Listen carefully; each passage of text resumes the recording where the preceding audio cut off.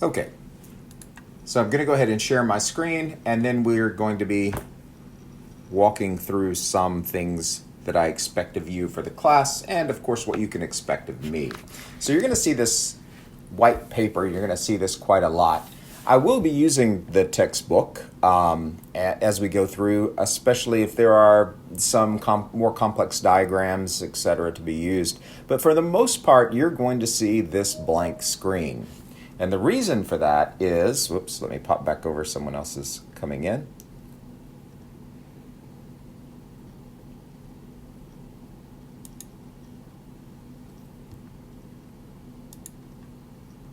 There we go.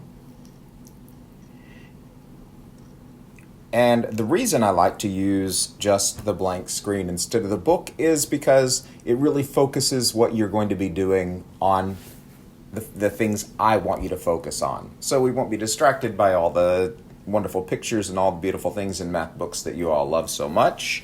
So we're going to be dealing with just the blank screen. So the first thing I want to do is talk a little bit about me. First of all, I'm not new to teaching math. I am new to the terrace. You'll have noticed that I am definitely not an Australian. I originally come from Texas. Hopefully you can hear me. It says this. I'm going to come back to the screen. So I'm originally from Texas, where I taught at a university for 20 years, and my specialty there was underprepared students. So I taught students who were underprepared for college level work, for university level work, sorry, use different terminology there, for university level work to get them ready. So I have a lot of experience with students who may not think that they're very good at math, or who simply don't seem to like math. It's no big deal. I don't expect to make a mathematician out of you. I expect to make a learner out of you. And that's one of the reasons why we study mathematics, is it's a way of thinking. So try to get past the fact that we're trying to make a mathematician out of you. We will teach you some skills, some valuable skills, but most of it is about thinking and processes in your thinking. I hated math in high school. Hated it. But by the time I got to university, I couldn't figure out why I was never successful in mathematics. So I tried a new system and met some people and really sought out some help and found out that although I will never do math for fun, I still know that I can do the mathematics. So took that on and went on until I now have a master's degree in mathematics. So if I can do it, anybody can. Trust me. You'll see me make lots of mistakes. Deal with it. Sorry.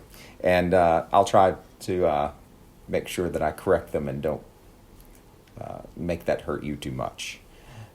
Now, so after the university, I moved to New Zealand and I taught for a few years at an all-girls school, and now just moved here to Australia in September, and now teaching at an all-boys school. So very new experience for me, so be gentle. If you ever have any questions, feel free to ask. Stop me at any point.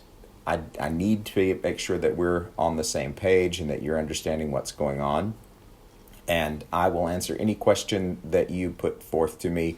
If it's none of your business, I will tell you. If I don't know the answer, I will tell you. So feel free to ask anything you want, right? I'll try to help in any way I can.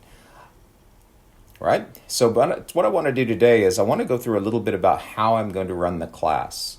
You're going to have a homework assignment, every day. But that homework assignment is simply to watch a short video about what we're going to learn. One of the things that causes the most trouble in mathematics is that students don't know where to focus their attention. It's difficult for students to decide what to look for, and what to be focused on. So I'm going to help you with that a little bit, okay? And we're going to talk about a process. So let's go back to my favorite blank page. Share my screen.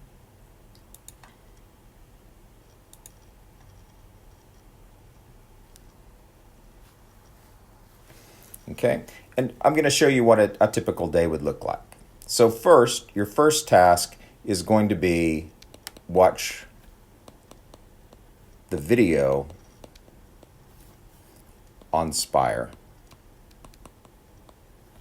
And we'll talk a little bit about Spire and do a little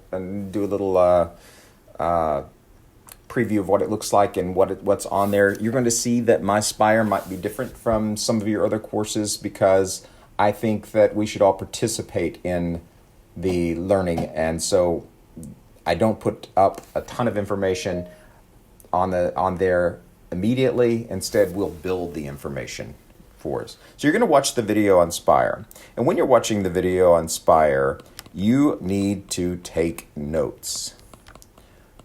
And we'll talk more in depth about taking notes in just a few minutes. Now, the notes that I want you to take are about the process that we're learning, the thing that we're learning. I'm not going to do much in the way of examples there. That's what we're going to do together in class because I need you to be able to understand the mathematics and how to use it. We'll do that together. But when you're taking notes, I want you to focus on making sure that you write down everything that I write down. It's not like another course where you have to decide which things are important. I will make sure that you see everything that you need to see, right? And so let's talk a little bit about taking notes. I want you to use a specific note-taking process, all right? We're going to use what's called a split-page note-taking process. So split-page note-taking. And you may be familiar with split-page note-taking, also called the Cornell Method many times. And we're going to talk a little bit about that. So let me just go to a new page so that you can see this in action. So here's what's going to happen. You're going to have your blank page, and the first thing I want you to do is simply divide it in half. Now, I've drawn a line. You don't have to draw a line. Some students fold it to show that where half is. Some students just kind of imagine where half would be. Hold on just one moment. So let's start again. All right, so again, you're just going to divide your paper in half. And again, you can fold it, you can imagine it, however you would like to do it. On this side, this is where you're going to actually take your notes. And usually what will happen is I'll do some kind of little introduction just to show you what we're going to be working with. Then I'm going to just some kind of description of what we want to happen. And any vocabulary that you need will also be here in the little introduction. So there'll be a little introductory section telling us what we want to do and what we're trying to accomplish. Okay? And then you're going to see something that might be a bit different for your math classes. After that, I'm going to give you the steps you need to follow to do that. Step 1, step 2, step 3, etc. All right? Now, the reason I'm going to give you these in a video is I want you to have these ready for class before we get there. Because this section is the most important section if you want to be successful in any math class. Think about it this way. If you can give someone the directions on how to do something, then you know how to do it well, right? If you can't explain it to someone else, then you don't technically know how to do it yourself. Okay? So we want to make sure that you focus on these notes. And so that's what I'm going to give you in the videos that you're going to do for homework. You're going to take these notes, any information here we need, and then plus all of the steps involved. Then when we come to class, obviously online for the first couple of weeks, but later, we're going to do some examples. And the examples are what you're going to save this side for. Now, and when you're doing examples, when you do that first example, it's going to be down here right next to the steps. And my thinking and the reasoning for that is that, let's say that you're studying for an exam. Well, again, this is the side that you need to really study for the exam, the process, and make sure you know that process. But if you don't know the process, if you're just looking at a problem, if you scan the examples, you see the example here, and the steps that you need to solve it are right next to it. it just organizes and focuses your work a lot better than writing everything down in one long line. If you've ever tried to read a math book, they're very difficult to read. And part of that reason for that is because they have vocabulary, they have descriptions, they have steps, they have examples, they have pictures, they have all kinds of things, and they're just all mixed together. But if you think about a history book, for example, they give you all of the text in one section, and if they have a picture or a map or something, they generally put it over to the side to keep it out of the text, out of the pieces that you need to read. So for some reason, math teachers or people who write math books have never really grasped that concept, but we're going to do it for you. I'm going to do it for you, and you're going to learn how to do it for yourself. Okay? So it's really important that you take good notes. All right. Now, once you've taken those notes, you can't just leave them behind. You really have to make sure that you're engaging with them. And again, that's why I'm not worried about examples and when I'm giving you these notes. I want you to focus on taking good notes and then learning them. I would love, if this was in a perfect world, for you to at least read them over 3 times before we meet. Another thing that you could do is you might get someone to hold your notes and then ask you questions, right? What is it we're doing? Solving linear equations. Solving a linear equation means to do what, right? The first step for solving a linear equation is this. Lots of my students in the past have made flashcards of their notes so they could study the notes and make that happen. Now, you may not think yet that it is so critical to memorize these notes or these processes, these descriptions, but think about it for like anything else that you've ever learned. If you don't know it well enough to explain it to someone else, you really don't know it, right? We need for these things to become so familiar to you that they're almost automatic. Think about it like walking somewhere you go quite a lot.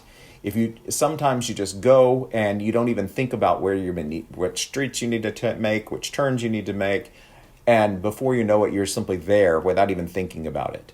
And that's how well you need to understand something. And the only way we can do that is by lots and lots of repetition. It's not fun, but it's the process. And because we're working in a classroom situation where new information is constantly given, you need to make sure that you're doing this a little faster than you probably normally would. So make sure to give it a shot and try this. I'm happy to help any way I can. If you wanted some information about making some good flashcards, I'm happy to help you there. And I'm also going to help you out by the way I run the class. Okay?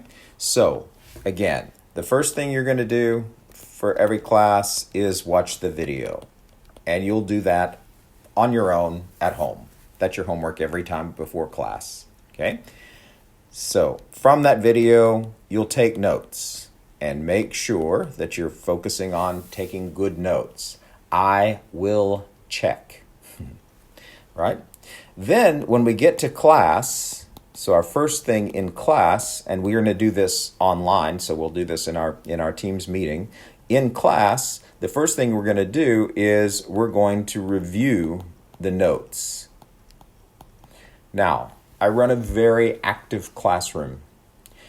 Everyone will speak. Sorry, I know you don't like it, but it really helps. It makes sure that you're really on point and understanding that you're responsible for the information and that you're paying attention and that I know that you are paying attention and that you're getting what we're doing. So when we're reviewing the notes, what I'm going to do is I'm going to call on random students. I literally use an app that has all of your names entered into it, and I'll just push a button, pull a rabbit out of the hat, and decide on who to call on. Now, once I've done that, then I'm going to ask you a question that you can absolutely answer if you've taken the notes. So, for example, I might say, okay, Thomas, I don't know your names yet. Can you tell me what we took notes about last time? So you'll tell me what the topic was. Then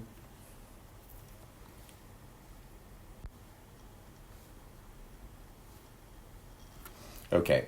And so I'm going to give you a question that you can absolutely answer. So don't panic about being called on in class. There's never going to be a time when I'm going to ask you something that you don't know. Okay? So all we're going to do is review the notes. So I'll just call on someone and say, okay, what's the first step for what we solve for solving this type of problem or whatever. But everything that I'm going to ask you is in the notes. We're literally just basically reading the notes together. So all you have to do is read out the answer. After we've done the notes, then next we're going to do some examples. And I know you've seen this before because I know that it's part of the Terrace process. First, I will do an example. I'm going to walk you through it, and I will explain every piece of the steps as I go. Second, we're going to do an example. Now, this part is going to be a little more active. I'm going to ask you what the next step is, and again, I'll be back to the random student name thing. So I'll be calling on someone. I'm going to say, okay, how do I know that this is a linear equation, for example? So what is the process that I need to do? So how do I know that it's solved? What's the first step? What's the second step, etc. Okay? And again, going straight from your notes. So it's just a matter of reading back to me. And then we'll do the math together. All right? And then finally, we'll have a situation where you're going to do it. So you're going to be working in class. We'll still be online in the first couple of weeks, but in class we'll be working. You're going to do a problem. And what I'm going to do is I'm literally going to set a timer and give you a minute or 2 minutes to do a problem, depending on how longer if it's a more complex situation. And then we're going to be sitting close enough that you can check with your neighbor to make sure. So you're going to be working first alone. Then you're going to check with a neighbor. It's probably spelled wrong. And then we're going to do it together. Again, I'll call on people to do a specific check. And my favorite saying is, if you don't have an answer, then steal one. Right? So we're going to be working together. Everybody in the classroom is a group. So we're going to be working together to make sure. So if you don't get something while you're working alone, you can ask. You can ask me, or you can ask your neighbor. Ask questions.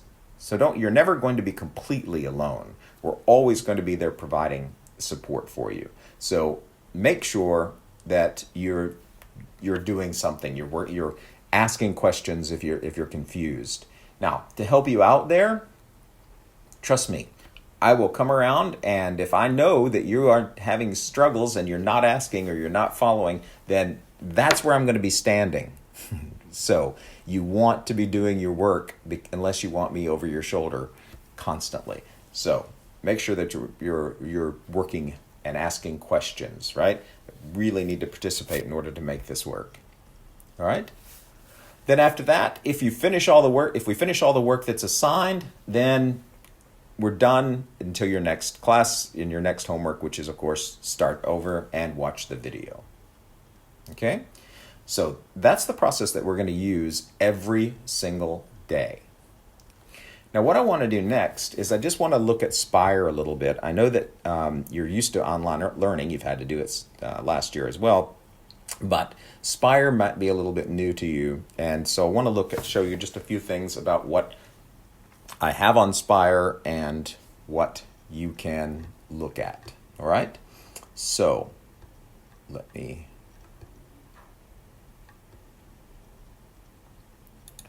just stop that. All right. Sorry about that. I want to go back to sharing screen. So share my screen. I'm just going to go to Spire. And here's your page. So most of you have seen it because, well, you might not have seen it. First of all, you see it's just a plain generic title. You have your Teams meeting link here. Let me show you the student version. Sorry about that. This one's going to have a few things. There's a link to the textbook. This was not working earlier today for some reason. Little introduction for me. This section is where you're going to have the class videos. I'm going to post a link to the class video for you every time. And this introductory video will be the first one. You probably don't need to watch it again. But then today I will be posting a video for the very first lesson. So today all you have to do is watch the video for the first lesson. Then here is when I'll post the assignments. Now again, that will be after the video. Then you're going to have an assignment here to work on. Don't worry about this do work section. I'll probably take that out. This is in case I do anything different other than the expected work. You'll see that there's a Unit 3 link here. If you go to that link, if you click on that link, then it's going to take you to the general mathematics where you have all of the things that we're going to be doing during this term, during this year. You'll have all your units, including links to the textbooks, etc. So everything you need is going to be available to you here. Now, we're going to start with Unit 3, which is actually time series, it's topic 2. But if you click on the unit, it'll take you through and show you everything that we're going to be working on. It may take a moment for the document to load, but you'll see everything that we'll be doing. So here we are, Year 12, Term 1. We're going to be working with time series. It's chapter 3 is our time series analysis is going to be our first one. You'll see a homework checklist and you'll see some things about grading. Okay. And you'll also on that page, because you haven't had a chance to get to school yet, you'll have a link to the full textbook so that you'll be able to look at the textbook as well as look at all of the assignments. It will have to you also have some other ways to get to your textbook, and we'll talk about that in just a moment as well, but give that a second. There you go. And so there you are for Units 3 and 4, which is what we'll be working for in this class. You also have access to Cambridge Go, and you may or may not have used this before, and this is the teacher side. Sorry, I can't sign in and show you your side. But when you sign in, to sign into Cambridge Go, just go to Cambridge Go, just Google Cambridge Go, and then sign up as a student if you aren't already signed up. All you'll need is your Terrace email and then your password, which is just Cambridge123, all lowercase, Cambridge123. Okay, so get signed up if you haven't already done that to Cambridge Go. It just has the interactive textbook and some other information there. It has some things that you can look at. I want to also show you, sorry about that, I'm going to show you what I didn't show you in the unit plan is that you also have access to all of the worked lessons. So if you look at, we're going to be, again, doing time series analysis. Here is textbook pages, but you'll see that you'll have all of the worked solutions. I want you to check your work as you go. It's really important that you understand that you're doing something and that you're doing it right. So do the first problem, then check the first problem, check your answer. Don't do the entire assignment and then come back and check your work, because if you've done it wrong, you've just taught yourself how to do it wrong. And it's a disaster. So make sure that you're using this link to check your work. And again, it's just clicking on the topic, the name of the topic, and it'll give you that information.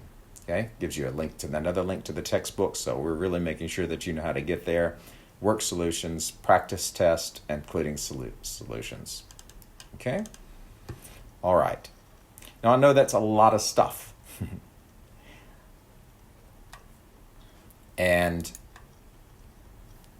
But thankfully, let me just stop sharing. But hopefully it's not too much. You'll practice the note-taking method. I'll demonstrate it as we go. You'll always see it. I'm never going to ask you to do something that you haven't seen. Okay? Now, again, we will be doing a very active classroom. So when I'm here on this screen, you don't have to have your camera on, but you need to have your mics on because I will be calling on you to answer questions. Now, if your house is noisy or something, you can turn your mic off and then you can just answer the questions as we go. But you will participate. So I've taught plenty of online classes. I still teach them in Texas at the university, so I know what students do. They do turn off their cameras and mics and then go off and do whatever they want to, and then they come back. It still looks like they're online. You will be called on, and if I call your name and you're not answering, you're not there, then we'll mark that down, okay? So make sure you're there. It's not very long. These classes are only, 40 minutes long? Okay? All right. So I will have a video for you by this afternoon to watch about the first lesson, and then you can go to the homework if you want to, but I wouldn't because we're going to be doing it together in a class. And if you've already done it, then you're going to be bored, even more bored than math usually bores you. So try not to, right? Okay, I'm going to stop this recording.